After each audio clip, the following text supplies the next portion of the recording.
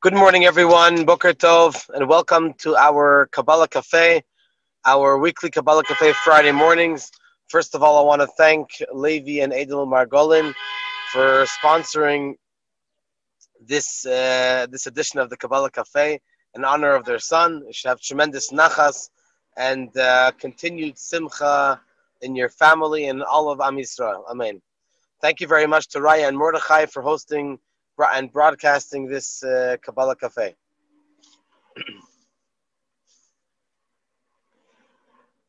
So the famous question is about change. We all want to change, but we don't want to change. So do we want to change or don't we want to change? Wow. The answer is that we would like to change theoretically speaking. But people usually don't want to do change because people are complacent. People are happy with in this scenario. People people refrain from getting into things that are new or different. Status quo. People want to keep to the status quo. They want to keep to what they're used to, and not to change. But if it was not so difficult, then probably more people would want change. That's actually what politicians always promise. They promise, oh yeah, we're going to do change. We're going to change this, education, taxes, or they promise change. At the end, when they get into office and they don't change, so you tell them, what do you mean? You promise you're going to change. So they say, well, we didn't promise that we're going to keep our promise.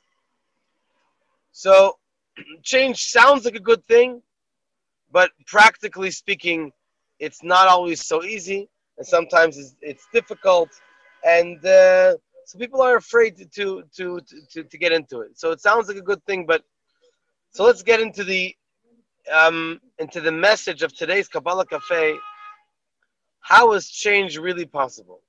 What gives us the koach, the energy? We'll see that from an amazing insight from the Baal Shem Tov, Bezrat Hashem, on the beginning of this week's parsha. We talk about the mitzvah of para aduma, of the red heifer, and the red heifer is the mitzvah is that when a person becomes impure from coming in contact with a dead corpse, then the mitzvah is to be sprinkled from the ashes of the para aduma, of the red heifer. The red heifer was a young heifer, only younger than 2.5, than age 2.5, and it had to be totally red. It could not even have 2 black hairs, and they had to slaughter the animal, the cow.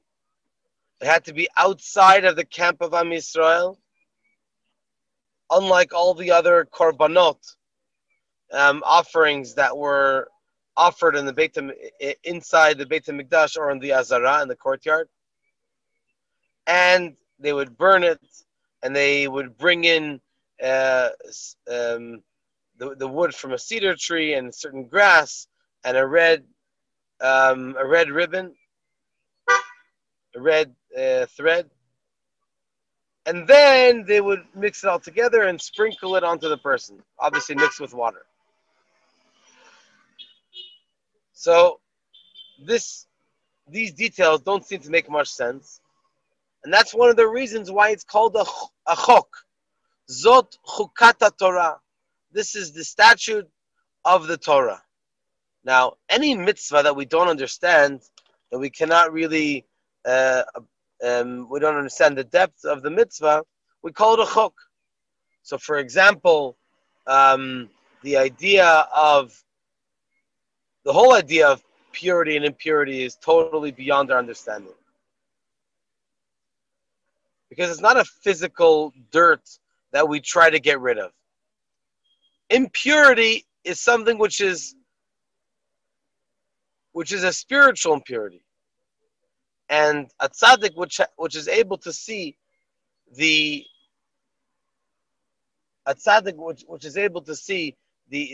spirituality of a person can see if they're pure or impure. But we cannot understand how, by going into the mikvah, for example, a person can become pure from their impurity. Or in this case, the mitzvah of the paraduma, through sprinkling the ashes of the red heifer, then the person becomes pure again. That's why it's called chok. But why is it called chukat haTorah? It's a very rare mitzvah. In fact, up until now, according to most opinions, there were only 9 red heifers. And when Mashiach will come, I hope this minute, we'll have the 10th. So is this the major chok, the major mitzvah which is not understood? We're not talking about, generally speaking, purity and impurity. And there are many other mitzvahs that are also considered a chok, also considered a statute that we don't understand, or way above our mind. So why is this mitzvah called chukat haTorah? Maybe some of the mitzvahs which are more common, which are not understood, that should be called the chok haTorah. But this one should be called the chok haParah, the chok, the statute of the cow, of the red heifer, the specific mitzvah.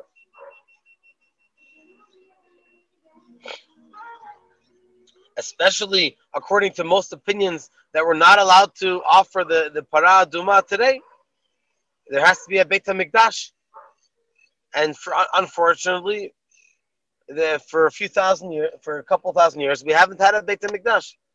So this is not like the classical mitzvah, which should be considered to be the mitzvah of a chok. So the bottom line is that there must be something very general, something very special about this mitzvah, which we can learn from it in a general way to all of the other mitzvot. That's why it's called Zot Chukat HaTorah. By the way, there are some mitzvahs which are called a chok, but there's some people who do understand it. But the wisest of all men, Shlomo HaMelech himself, said, "Achakma v'hirechoka mimeni." He talked about this mitzvah and he said, "It's totally beyond me." So Shlomo HaMelech, King Solomon, was unable to understand the depth of this mitzvah. So definitely, this mitzvah is a classical chok, a classical statute that it's very, very hard to understand the depth and the meaning to this mitzvah. So here is what the Baal Shem Tov says. This is fascinating. He says that what's the problem that we need to fix? We need to fix someone who became in contact with a dead corpse. What does that mean? They've connected, unfortunately, to the greatest level of impurity. That means that they're most distant from life. Life is Hashem. Life is spirituality. And this person has become in contact with the exact opposite of life, the exact opposite of spirituality. So you want to change? You want to bring change to your life? You want to turn around? You want to become connected to Kedusha? You want to become attached to real enthusiasm, not dry, empty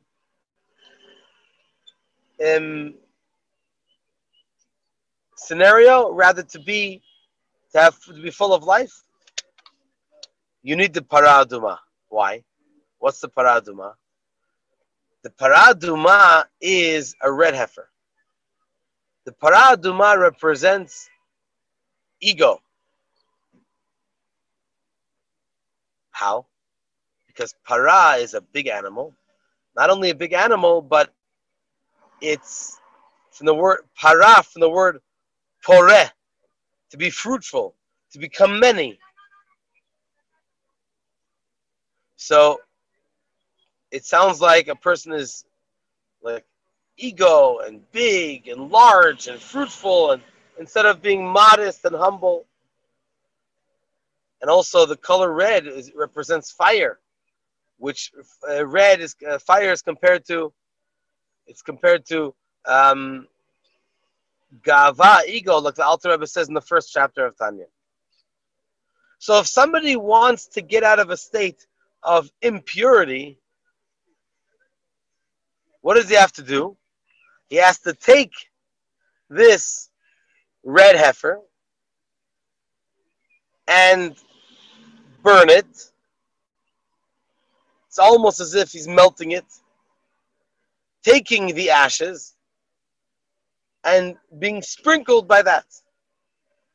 So this seems to be absurd. A person that has the idea of ego and his own being, his own yeshut, how does he get rid of this ego? Through taking a para aduma, which is also an ego. So this is really, here's the punchline, this is really against logic. If you want to take a person and you want to infuse them with humility, then you should not be taking a para aduma, which it also resembles ego. Take a sheep or take some other kind of animal and slaughter it, burn it, and take the ashes, and then be sprinkled from it. But no, this is the key. This is the key of the Baal Shem Tov. The Baal Shem Tov's key is not to take, his idea is not necessarily to take something else. You want to take minei ubei. You want to take something which is in itself is considered ego, and you're mavatel, you nullify it, and then you sprinkle it onto the individual who needs to become pure. Which is really the out of the box thinking of the Baal Shem Tov. The Baal Shem Tov says is that when you want to come closer to Hashem, what is the main point that you need to remember? We need to not break the world, but we need to gather together. I think the word is to garner, to bring together the entity of the world and convert it to service of Hashem. It's very easy to look in other directions and not to focus on the world. Just say, I'm going to be above the world. I'm not going to get involved with worldly matters. So what does the Baal Shem Tov say? No, you got to take the ego, take the para aduma, take the red heifer, use the red heifer in the proper way. Use the red heifer, which resembles, before we bring it closer to Hashem, it also resembles ego, it also resembles gava, like we said earlier, and we take that itself and we turn it into Avodat Hashem. There's a great story about the Chassid, the Rashbats, Rabbi Shmuel Betzalel. He was a great Chassid of the Tzemach Tzedek and the Rebbe Maharash, Rabbi Shmuel, and also the Rebbe Rashab, the fifth Chabad Rebbe Shalom Dovber. And he once did a big Farbrengen, and everyone was so amazed by his insights and his clarity of thought, clarity of speech. One of the participants of the Farbrengen could not control himself, and he said, hearing you give a farbrengen is like eating or drinking honey, like dripping honey. Every word that you say is with enthusiasm, and it's a pleasure to hear you. So the Rashbat stopped for a moment and he said, "Yes, I made a mistake. I made a mistake with my my abilities." So one person started to say, "Oh, don't try to be so humble." So he says, "You didn't understand me. You didn't understand what I said." He said, "I did not mean that I have too many talents.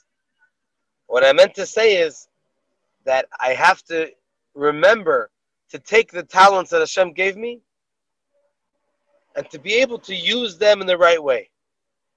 In other words, to say, I'm not talented, that's not called true humility.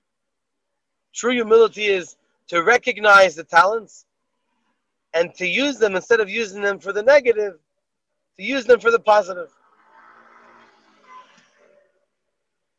There's an interesting research that had been made by a researcher over here in Jerusalem, a psychologist. His name is Professor Robert Rosenthal. He took 3 classes of students with similar abilities, and he said a different thing to each teacher. To one teacher, he said, "You should know that the teacher that you got, the class that you got for this year, is a very difficult class. It's below average."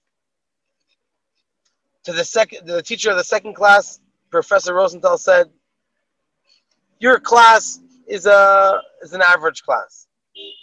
For the third teacher, the third class, the professor told the teacher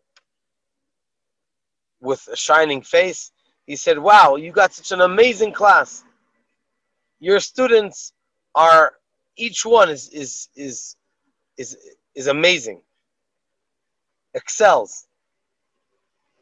Even though all the classes, pretty much the children of all classes had pretty much similar abilities. After a little while, it was almost as if it was a prophecy which came true.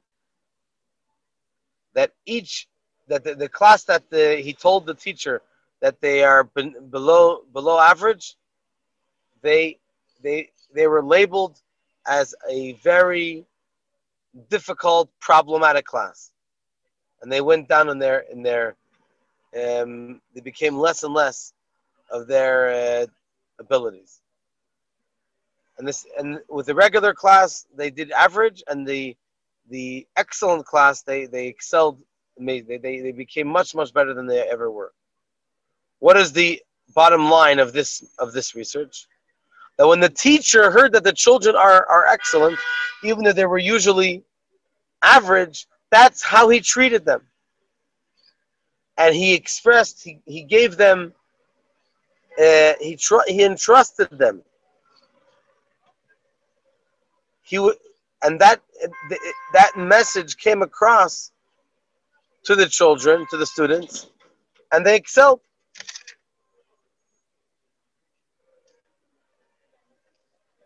There's a great anecdote from the Rebbe of Pshischa, and he said as follows: that every person has to have 2 pockets. One pocket should have a note which says in it, like the Mishnah says, "Bishvili nivra olam," the world was created for me. And in the other pocket, you should have the words, "The Anochi Afar Va'efer," Avraham Avinu said in Parashat Vayera. Actually, Parashat Vayera, "I am earth and ashes." That's like the 2 opposites of the paraduma. On one hand, paraduma, to be a para, a cow, and which represents increasing and having more and being fruitful. And on the other hand, to slaughter and to make of it ashes.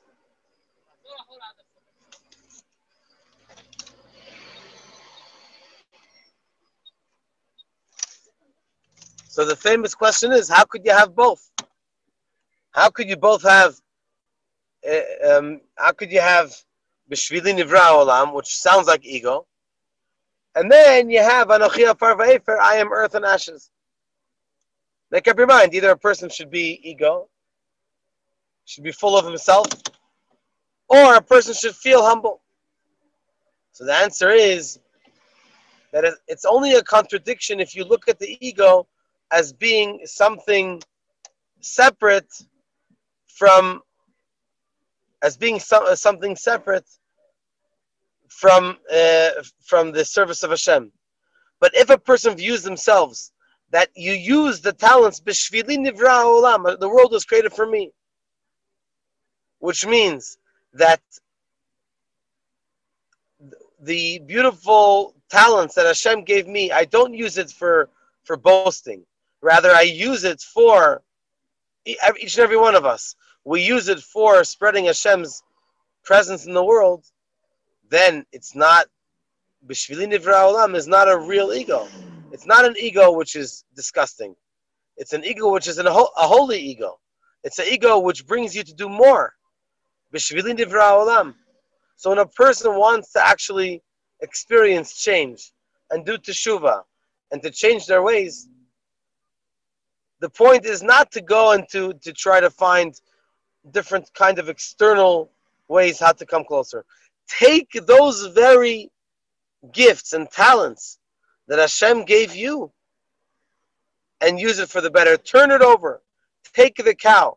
Take the animal, as they say, the animal within us, the animal within me, the animal within you, and elevate it and use that as a stepping stone that you should be able to become even closer to Hashem. That is the message of the Parah Aduma of the red heifer. I would like to invite everybody to join us tomorrow for davening. We have a shir at 9 o'clock. 9:30 is davening, and then at after davening at 12 o'clock we have a special Sudat Shabbat, because it's the Shabbos before Yud Bet and Yud Gimel Tammuz, which is the day that the previous Rebbe was let out of prison after falsely being accused of after doing the terrible sin of building yeshivas, building mikvahs in the former Soviet Union under the most terrible conditions of communist Russia, and he was sentenced just less than a month before that to be killed, and his life was saved. And the previous Rebbe says that this is not only a chag, a celebration for Chabadniks, but it's also for every person who considers himself Jewish, because if he would not have been successful in his mission through all of his shluchim across Russia, then there's no way that Yiddishkeit would have been able to be what it is today, in any way, shape, or form. And so it's a special opportunity for us to have a Farbrengen together, and everyone's invited to join us for a special Farbrengen with Rabbi Binyaminson, who is the executive director of the largest Jewish organization in the world called Tzivot Hashem, based in Crown Heights with the $30 million Jewish Children's Museum. They also have a few more museums around the world, thanks to Rabbi Binyaminson. So he's a very special man and a great friend at Chabad of Rechavia. And we look forward, B'ezrat Hashem, to seeing all of you here at Chabad of Rechavia for this Farbrengen. Thank you for joining us. B'ezrat Hashem, we look forward to seeing you much more often, both in person and also for the Kabbalah Café and the regular classes every morning. Toda Rabba, and have a Shabbat Shalom. Thank you.